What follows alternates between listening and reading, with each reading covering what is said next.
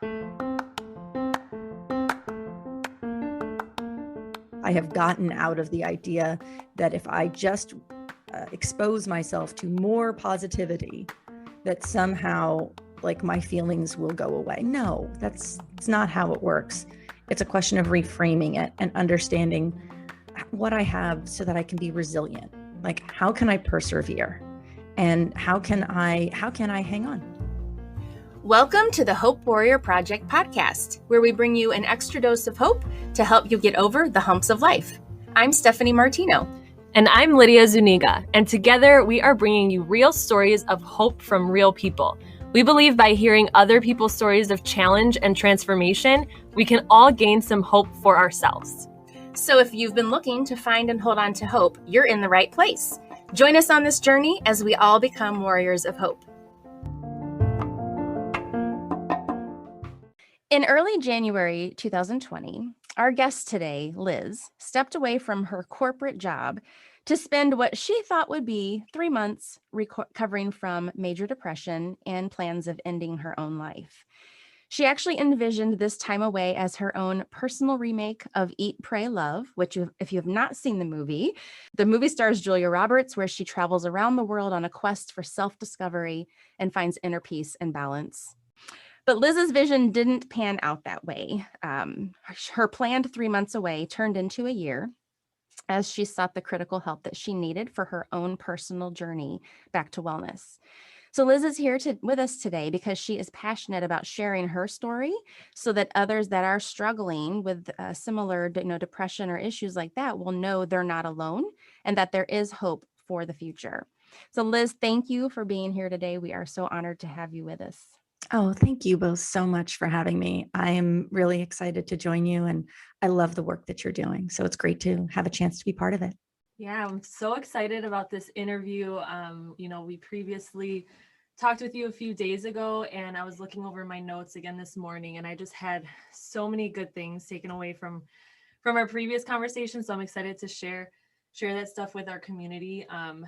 Just me coming from a family that had some mental illness in the family with my mom. Like, I am very, very interested in this topic. I want to understand it better, to understand, my past a little bit better. So I really, really appreciate you sharing your heart, because I know it's not something that's always fun or easy to talk about.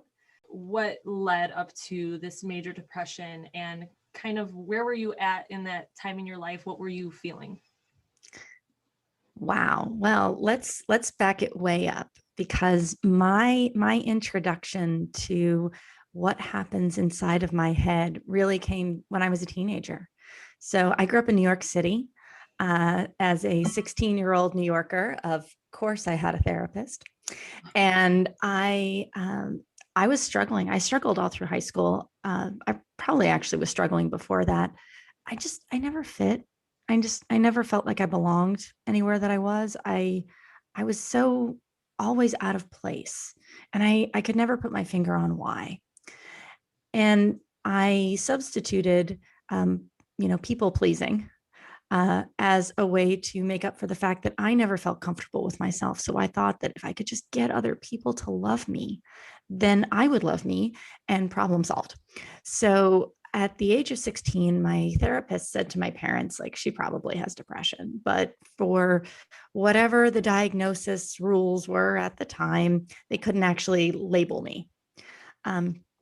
And so it wasn't until college that I was away at university, and I had my first, like, on my own major depressive episode.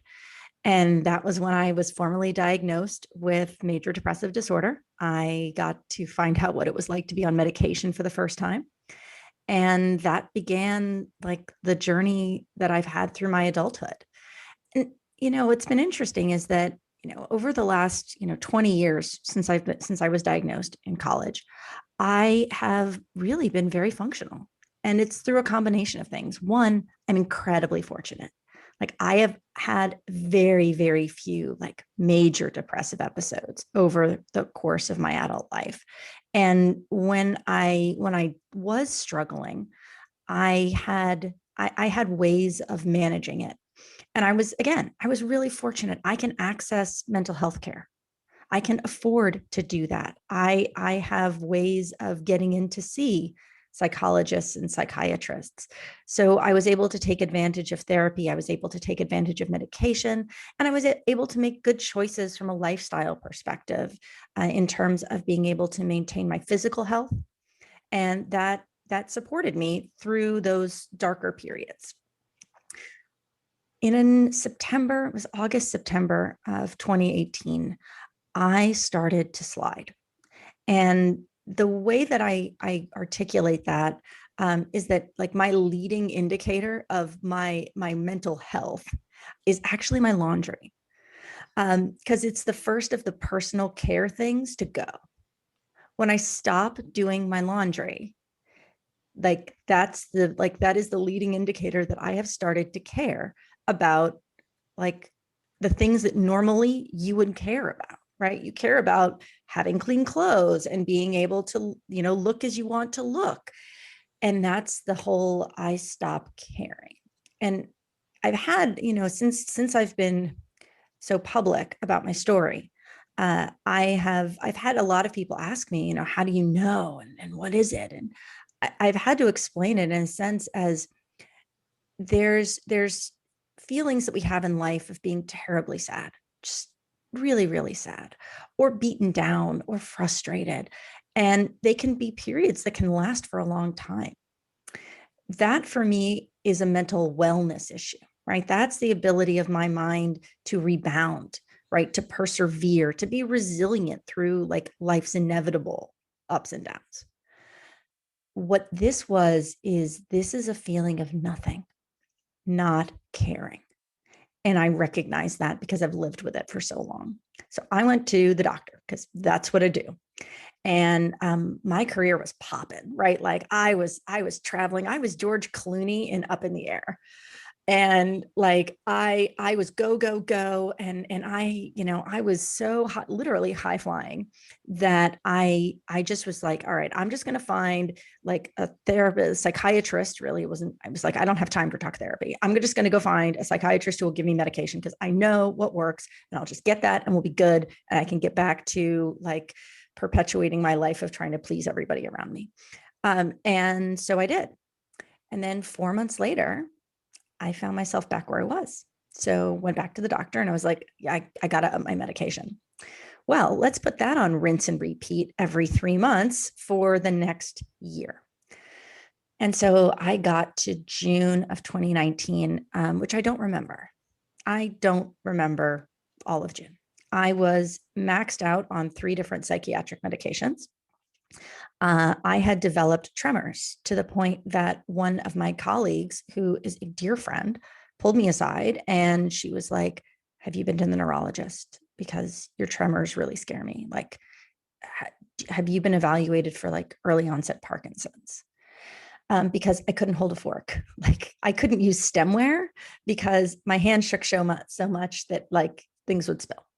And so it was like one of the side effects I could not hide. And so I had to say to her, I was like, actually, I think it's the side effect of a medication that I'm on.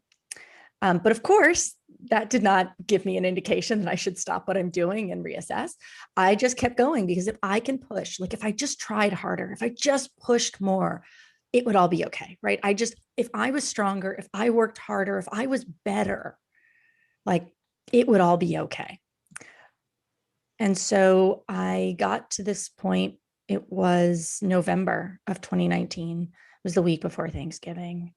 And my short-term memory was gone. Like I said, I mean, looking back now, I can't tell you what happened in June of 2019. My short-term memory was gone. My ability to use words, you can tell I like to talk. I like my words. I lost my vocabulary. I couldn't form, like I couldn't express myself. I couldn't communicate. And I had this moment. I spent a week in bed and I hid it from my husband. Like he would take our daughters to school, and I would figure out how by the time they got home, I could be at least upright and over at my desk. And because, the way a consultant's life is, as long as you're returning emails and joining calls, people won't necessarily miss you in the office, especially if you're never there because you're always on a plane. So I got to this place and I remember I was lying in bed. I felt so heavy. Like I knew I was supposed to get up, but I couldn't get up. Like it was too heavy. And I just had this incredible moment of clarity. And I felt my mind slipping away. Like I actually felt myself losing my mind. And that was the most scary experience I've ever had.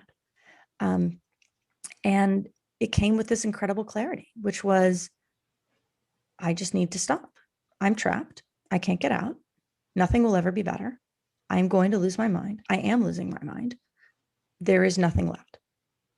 And so I very deliberately planned to end my life. Uh, as I think I mentioned in our pre-discussion, there were kind of two things. One, because my mind loves me, it made me text my husband. And I said, I really need you here now. And he doesn't usually get texts from me like that. And he showed up. The other thing is that I got out a piece of paper and I started to write my own obituary. And I realized that because I lost all my words, I lost all my sense of humor. It was awful. And I was like, this can't be the last thing. I was so upset that I was going to fail at writing my own obituary. And it was going to be written by people who clearly were not as amusing or humorous or delightful and witty as I am. And this, for whatever reason, I don't know why I remember this so well. I was so upset. I was like, I'm going to have a really bad obituary. Like, no, like, the ones that get shared on Facebook and you're like, oh, epic. I'm like, that's what I'm supposed to be. This is not going to be that. And this is what happens when your mind is just, your brain has short circuited and everything is going haywire. And again, I am the most fortunate person. My husband was there. He didn't say anything. He let me find the words. And that's where we started on my path to coming back to life. Wow. I mean, your description of what you were feeling throughout this process, first of all, very wonderful. I think I always feel like it's hard to describe what it's like. I've myself, anytime I've gone through any depression or, other people that I know, family and friends that experience depression, it's hard to describe, what it feels like, what it looks like. So first of all, I want to say, I think wonderful job at explaining that, because I feel like that gives everyone just a better indication of what it's like if someone hasn't experienced that. So I just wanted to acknowledge that. And a couple of things you mentioned that really stuck out to me too, the fact that you said you still remain very, highly functional. And that stuck out to me because, I know you're in corporate America. I was in corporate America for, my entire career up to this point in my life. And when people are highly functional, it's not obvious. People don't know that they're struggling with anything like that. And so again, I think that's another really great key awareness for folks to have, is that there are people around us that are struggling and we just probably don't even know it because they are highly functional, for a variety of reasons. But you talked a little bit about some of the things that you noticed and when you kind of stopped caring in the laundry. I mean, I think that's such an interesting way to understand that maybe, things are not going well and you stopped caring. But is there anything looking back now on this side of it that you could say, wow, those were some real signs that maybe I missed, or maybe I ignored, like I noticed them, but I ignored them? Like what could you share in that way for other folks to, if they're struggling, they could maybe pick up on some of that as well? So Steph, I have to say, I love how you phrased that question, because what's really important here is that, one, depression lies, right? I have, and I've written about this quite a bit, that I have a beautiful mind and a jerk brain. And these are the two warring factions that live in my head. And so my mind loves me, and my mind wants me to persevere and to keep going. Like my mind really likes being alive. And my jerk of a brain is just not on that page always. And so it wreaks havoc. And what I've realized is that my brain is going haywire while my mind is, again, like picking up on these warning signs. At the same time, if my brain keeps lying to it. And so I get in this place where I think, oh, like I don't feel right. Like this isn't right. This isn't how I'm supposed to be. And then my brain says, by the way, the part of my jerk brain in my head is totally played by like Ryan Reynolds in character as Deadpool. I'm just putting that out there. Like literally, that's like the conversation that we have. And this jerk brain says something to me like, you realize that if you admit this, you'll lose everything. No one will ever trust you again. Like, you know how you have this great career? Poof, gone. Great husband. Like, why would he want to be married to somebody who's as much of a mess as you are? I mean, come on, like hot mess over here. And so my jerk brain is busy saying, you can't believe what you're seeing. Like my jerk brain is busy like gaslighting my mind and saying, either it's not that bad. If you were just better, you'd push through. Or it's saying that if I really admitted this, like how much worse would it be for me? Like, and so I think that for me, it's not ignoring the warning signs. It is willfully ignoring the warning signs, because if I do, I will have to contend with a mess that is overwhelming and a reinforcement that my jerk brain is right and I failed. And I failed from the beginning because I am a failure, right? It's all of that. And so I play acted my way through life. I have had so many people say to me, I can't believe I missed it. I'm like, I can. I'm a really great actress. Like, Oscar, please. I mean, I know how to hide. Like, that's what I've been doing. Like, I've been doing that because that's what I needed to do so that I could present this image that I thought people wanted. And so I willfully ignored the warning signs, and I made sure that I did everything I could so nobody else could see them. Because the worst thing would be if somebody else made me admit it to myself. Like, okay, fine. I could probably get to a point where I admitted to myself what was really going on. And ultimately I did. But to have that come from someone else, that would have been just the devastation. And so there's fear, right? There's a ton of fear in that. And there's also the recognition that the tools that I have weren't working properly. Like I was going to a clinical psychiatric practice where I saw a different psychiatrist every time. I wasn't getting any talk therapy. I was just getting medication. And they believed whatever I told them because they had no reason not to. And again, I'm really good. So I know what I needed to say to get what I needed, or I thought I needed, and I can do this on my own. And so no one ever had a holistic picture of what was happening inside of my head, not even me. So without the appropriate application of tools, and with a whole lot of fear as to what I would have to face if I was honest with myself about what was happening to me, and where I was, just the whole journey, that was devastating. And so I would say that it's absolutely no one's fault that I got to where I did. Honestly, not even my own. I was not in a position where I was going to have the clarity to manage what was going on, because again, I also didn't have the tools myself. I didn't have the resilience. I did not have the self-awareness. And I didn't have the right support from a medical perspective. I love everything you just said right there, and I can relate to so much of it.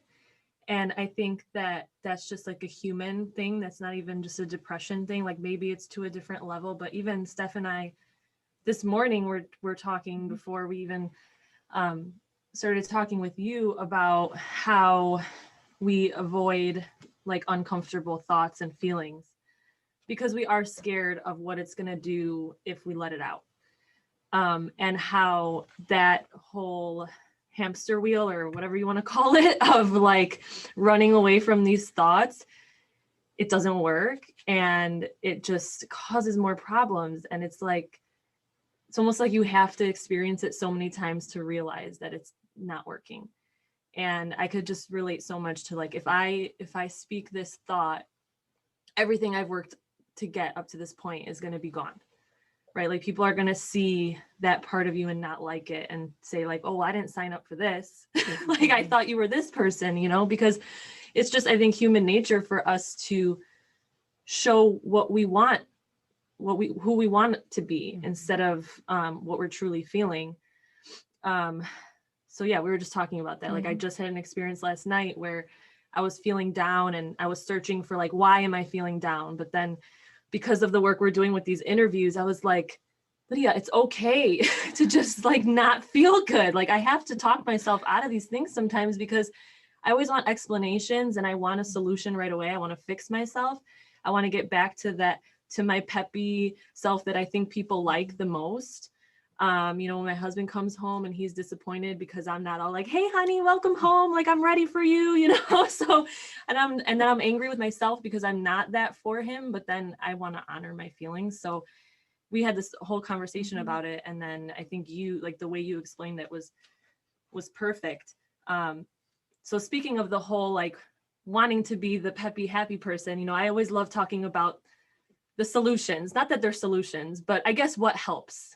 That's my favorite topic, because, you know, I want to be happy, but, you know, I'm working on feeling the not so good feelings as well. But what were tools that ultimately helped you, because you're in a better place now?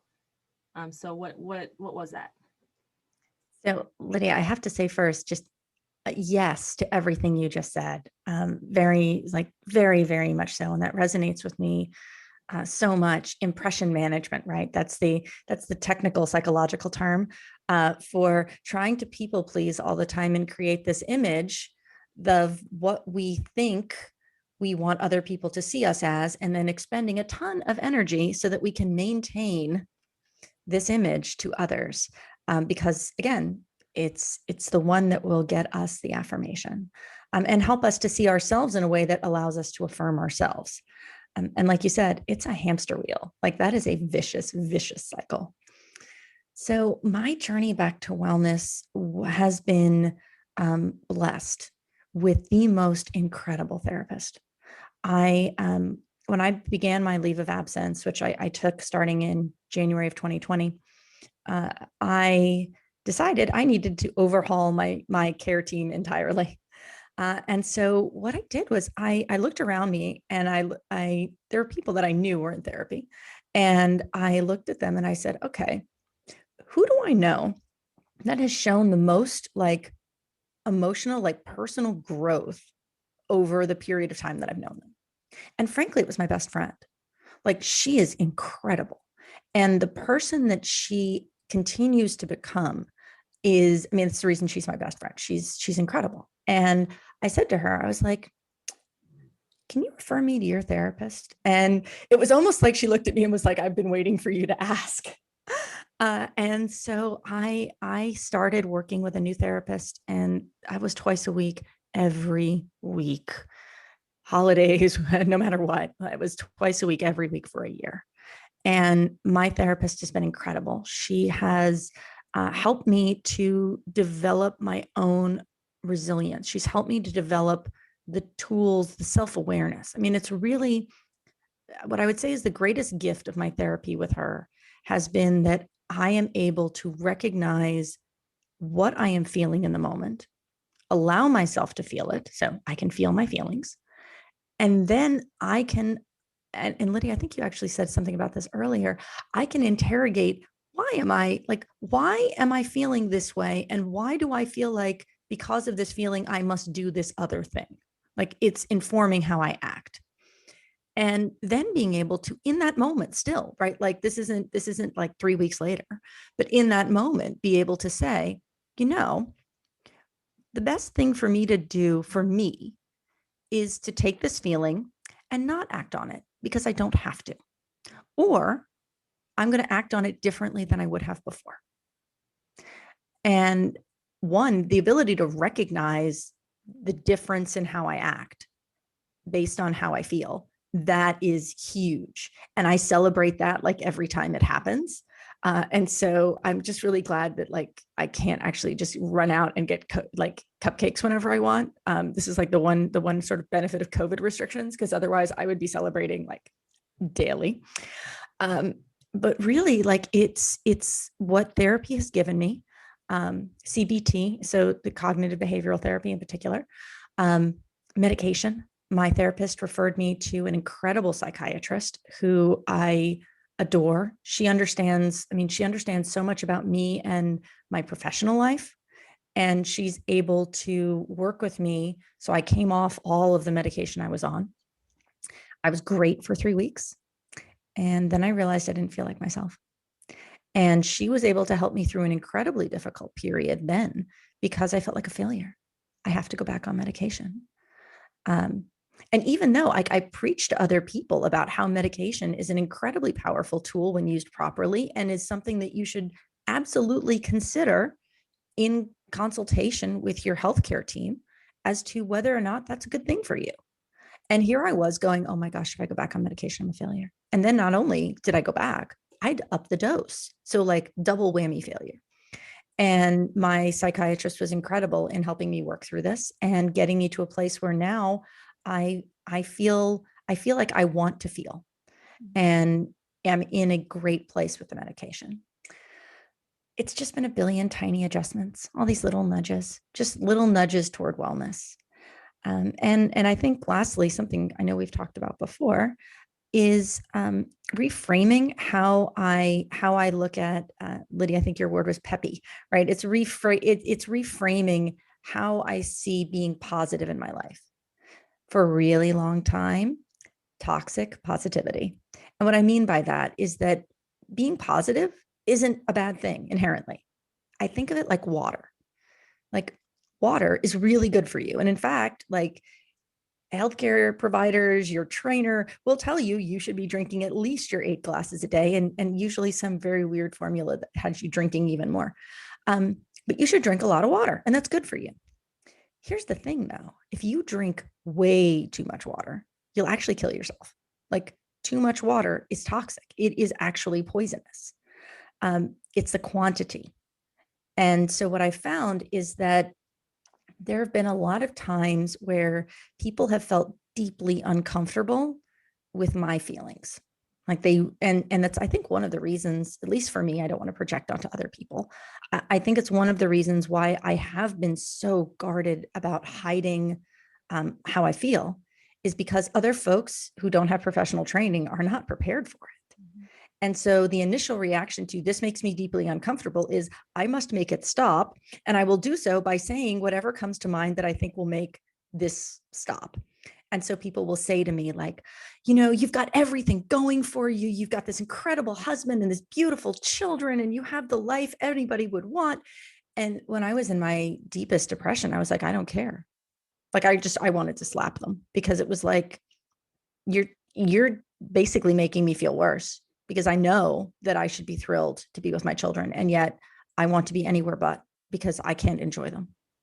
I look at other people to see how they're responding, so I know what emotion to show, because I don't feel a thing. Mm-hmm. And so for me, like, cheer up, everything will be okay. You don't know that. Like, no, get out of here with that. Like, you can miss me with your good vibes only. You can miss me with everything is going to be okay. Like, no. The antidote to that is hope and optimism. And that's what I've come to embrace. And I have gotten out of the idea that if I just expose myself to more positivity, that somehow like my feelings will go away. No, it's not how it works. It's a question of reframing it and understanding what I have so that I can be resilient. Like, how can I persevere? And how can I hang on? I love this idea. Well, I don't love it, but I love the awareness of this idea of toxic positivity. I had never heard that term before we spoke with you originally, and you mentioned that. And now that I'm aware of it, I'm I'm so aware of it. Like I even haven't even seen myself do it to myself in the past. And, I just shared on our podcast my story of infertility. And one of the things that I mentioned is, people would want to tell you when you're struggling, they want to, it'll be okay. Just do this, and that was not helpful for me. Like it actually made me feel bad for feeling bad. Like I shouldn't feel this way. And so I think that is so insightful about that. Yes, we want to be positive. Yes, we need to look at things with a perspective of, what good can come from this? What can I do? Not like down in the dumps and just hate ourselves, right? But if we're just trying to like cover up and put plaster over a problem with happy thoughts and happy statements, it's not fixing anything. That's so true. I love how you said that. Yes, completely. I don't know, that was just such a great takeaway. So, and you've said so many good things here. And when you were talking about impression management, and Lydia, you were talking earlier too. I mean, my mind goes immediately to social media. We put out there what we want others to see, but we also do it just in real life as well. We want people to see our peppy best side. We want to be that great person. And we feel like if we are allowed, I'll speak for myself, that if I show my scars and my ugly, raw emotions, then people will not like me, or they'll think I don't have my act together, or how is that going to affect my career? I think it definitely I've definitely seen it come into play in corporate America, where you feel like you got to hide anything that you may be going through, because then will I not be considered resilient? Will I not then be considered a good candidate for this next role? And yeah, it's so prevalent. So I love that you are sharing this and using your own examples of how you've processed this. And I love hearing it also from someone in corporate America who made the decision to take that time away to work on this, because that's a brave, bold move. And it's very encouraging. And I hope others, hearing this, if they're going through something similar, will be encouraged by that they could do something similar.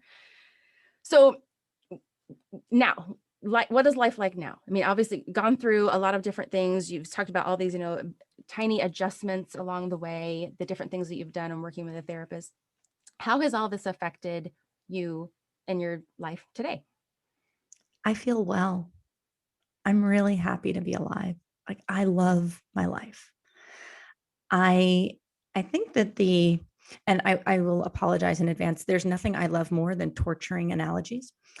I have come to this place where before I think that I looked at everything through these rather artificial binaries. So it was either A or B, it was good or bad. There was no in between. And that's a really hard place to live, because nothing in life is all one thing or all another. And so the two words that I have excised from my vocabulary are always and never, because I'm tired of setting myself up with completely unrealistic expectations for actions that are unsustainable in my life. And now for the analogy that I will torture, I think of it like the knowing that right now it's sunny, right? Like if I look outside, like it's sunny, it's beautiful.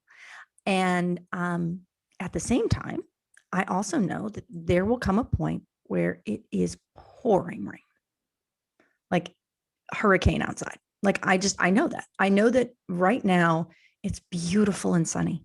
And I know that the storm will come. And when the storm comes, I know that it will also be sunny again. Before, if it was sunny, it had to be sunny forever. And if it was ever not sunny, I have failed. And when it was storming, it was going to storm forever and it would never get better. And again, I have failed. We notice the theme here. And what I have come to now is the realization that both things are true. Like it's this beautiful paradox. It is true that it is sunny, and it is true that it will rain. When it is raining, it is true. Right now, that is my reality. It is raining, and the sun will come out. Both of those things together. And it's totally changed the way that I engage with life. It's changed the way I engage with my friends and my family. It has, it's really helped me to also evolve my perspective on work. So one of the things that I did in therapy was shed a lot of layers. Like this was like major soul exfoliation here. And I got to this point where I thought, oh, well, if I just peel away enough of the onion, I will find like my nucleus, and I will find my identity, and like I'll be me. And you mentioned eat, pray, love earlier, right? Like we're gonna, um, and what happened was that I kept shedding layers and I didn't find it. I found nothing. I got to this point and I was like, I don't know who I am. When I had to describe myself, right? When I had to, somebody's like, well, my therapist said, well, who are you? And I didn't know what to say because I couldn't begin with my job because I wasn't doing that. And it was like, I have ceded my entire identity to my career. I've ceded it all to my job because that was the ultimate high in terms of affirmation and validation. And that was how I knew that I mattered and I was important and I counted and people loved me. Mm-hmm. I had this thing and all of a sudden I didn't. And so my perspective has completely shifted. I don't actually need a label or a title to define myself. I'm simply me. And I can tell you about this incredible bundle of contradictions that I am. Uh, but I'm just me. And I know who that is. And I don't have to describe it to people in a way that allows them to attach labels to it because I don't have to do that. Again, I have choices. I don't cede my power in that perspective. And so my identity has changed. And as I've returned to working again, I have realized that like I enjoy my job. I do. I love solving problems and I work with some wonderful, wonderful people. And it is something that I find very meaningful because I love solving problems with other people who are really smart and really cool. And I know that that is not who I am. That is something that I enjoy and find meaning in. But my job is my job. It's not necessarily my work. And so as I've come back to living, I think that maybe I'm actually starting to discover life for perhaps the first time. We've had a lot of discussions about labels, and I feel like if I go there, we could talk for another like 2 hours. And another analogy I want to, because I'm same analogies, my jam. Yeah. Maybe it's I think our brains just it makes things simple, right? Yeah. So another one is that I heard like a snow globe. So like what's at the center of a snow globe is like who you are. But like we feel like we have to keep shaking it. We have to keep like all the snow going around it because that's who we think we are. And we're scared that if we stop the work, right, or whatever we're like labeling ourselves as, if we stop shaking that, then the snow will settle, and then what's really there will be exposed, and we're like scared of that because we just won't sit still enough to actually see what it really is and know that it's beautiful and perfect and contradictory and also changing minute to minute, right? Like if I think about what my motivations were a few years ago, it's a completely different person. And keeping up with labels is exhausting. It really is. So that's like a whole nother conversation though. So I'm not even going to go down that hole. But I love that you said that. So something that we have started adding into our interviews, because we are just fascinated by how people connect to this term of hope warrior. And we think that it's just beautiful that for everybody on their, everybody has their own journey that they're going down, their own perspective. And people like link to it in different ways. So we're curious to hear when you hear the word hope warrior, even before you know anything about us or our mission, like what does that term speak to you? So I love the phrasing of it, right? I love this idea of hope warrior because one, I think that we are all striving together, right? Not just for ourselves, but for people, for those around us, right? We are all on this journey, and we are all striving and working really hard to bring hope to ourselves and to others. And it's that word hope that I just love so much, because we're not positivity warriors, right? This is about hope and optimism. And to me, the difference is in saying to someone, um, just, cheer up. It'll be great, versus being a hope warrior and saying, wow, this is really hard. I am sorry that you are facing something really hard. I believe in you. I'm cheering for you. And I believe that there are better days ahead. And being present, right? I mean, that's such a different message. To be a warrior for hope, right, is to be there for optimism, is to be there for a future. And to me, that's what all of us are really, as human beings. It's what we're called to be to one another, right? We're hope warriors, not just for ourselves, but for the people around us. Yeah, I think you described it beautifully. Thank you. And if somebody listening to this interview just really feels connected with your story and would like to maybe connect with you or follow you or whatever, can you just share with us like kind of ways that they can find your work? Or I know you have a blog, correct? And so if you want to share that or other ways they can get connected. Absolutely. So anyone is very welcome to find me on LinkedIn, just under my name. I am on Twitter. My handle is at a mother of a job. And you can also check out my blog. I mentioned my jerk brain. That's where my blog is. It's seriouslyjerkbrain.com. And I have all sorts of things there. It's just mostly whatever conversations my jerk brain and I are having. I sort of share those outputs there. I love the name of your blog. That really drew me in. I think initially when I saw that and initially connected with you, because we can all connect with that. Sometimes it just is a big jerk. And I have to give, I must give credit to one of my dearest friends, my running buddy. She is the one who years ago introduced me to the concept of jerk brain, when she talked about her own. And we would talk about how our brains were being jerks. Yes, jerk brain. Yes. And I loved that one because it was also it was a more family friendly phrase that I could use for what was going on in my head. I think I'm going to start using it. I know some people, name the other part of them, Pam or whoever. I never could come up with a name. So I think I'm just going to say jerk brain. Thank you, Liz, for being here today. Thank you for being our hope warrior. And I love the fact that you talked about a warrior and being present.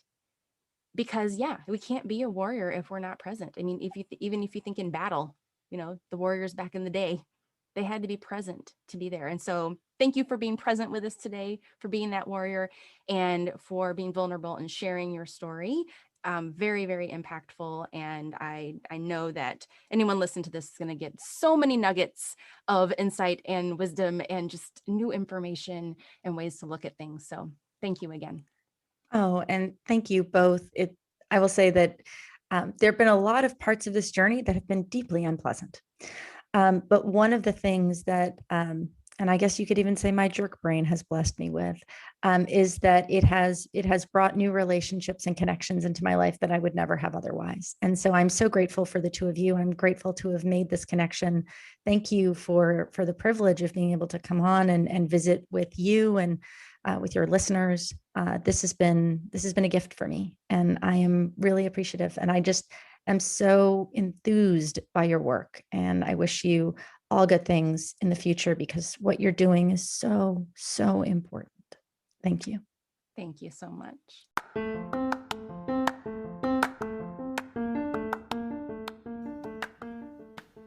To all you Hope Warriors out there, thank you for joining us today to hear another incredible story. We hope that you are encouraged and are taking away something positive for your own life. If you want to hear more stories like the one today, be sure to subscribe to this podcast. And don't forget to tell your friends about it, because we can all use some extra hope in our lives.